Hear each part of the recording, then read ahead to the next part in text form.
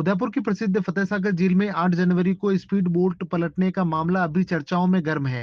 हालांकि जिम्मेदार agency UIT ने पूरी जांच पड़ताल और सुरक्षा की तसल्ली होने तक संबंधित फर्म के नाव संचालन को रोक दिया है। गौरतलब है कि 8 जनवरी को फतेह सागर झील में ठेकेदार company Shri Ramdev water sports Jodhpur speed boat RJ27 MB0389 पलट गई थी। स्पीड बोट में छेद था। गनीमत यह थी कि उस वक्त कोई पर्यटक उसमें सवार नहीं था। इस नाव को 4 जनवरी को ही संबंधित परिवहन विभाग की ओर से फिटनेस प्रमाण पत्र प्राप्त हो चुका था। महज 5 दिन में नाव में 8 जनवरी को छेद कैसे हो गया, यह सवाल चर्चा का विषय बन गया है। हादसा होते ही यूआईटी ने कंपनी के नाव संचालन पर रोक लगा दी और परिवहन विभाग को दोबारा फिटनेस जांच के लिए कहा। मामले में सोमवार को यूआईटी सचिव अरुण कुमार हसीजा ने बताया कि पुराने टेंडर की अवधि खत्म होने पर नए टेंडर किए गए थे।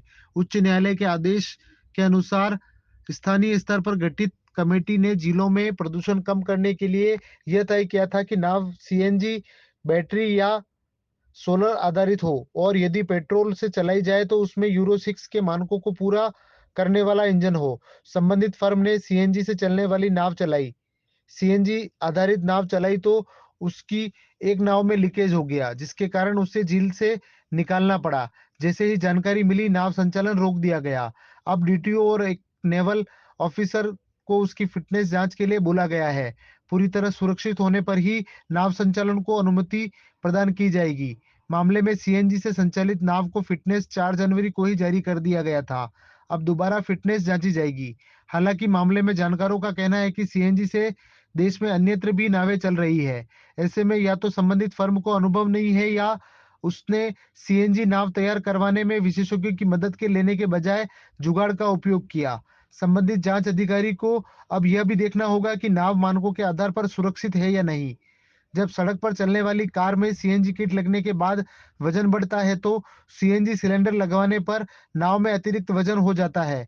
ऐसे में नाव की क्षमता के आधार पर ही जांच व निर्णय की दरकार है।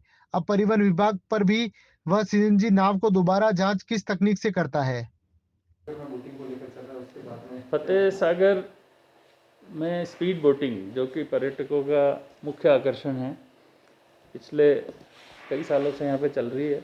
उसकी टेंडर की अवधि समाप्त हो गई थी, नया टेंडर किया था। माननीय उच्च न्यायालय के आदेश से एक समिति गठित करी हुई है यहाँ पे उदयपुर में, झीलों को प्रदूषण से बचाने के लिए, झीलों को साफ रखने के लिए।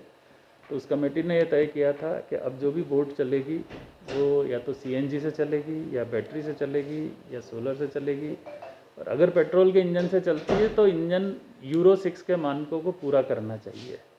तो नया ठेकेदार जिसने कि सबसे ज़्यादा रेट दी थी, उसने सीएनजी आधारित नाव यहाँ पे चलाई। तो सीएनजी आधारित नाव चलाई तो उसमें एक नाव में इसके लीकेज हो गया। लीकेज के कारण उसको निकालना पड़ा फतेह सागर से।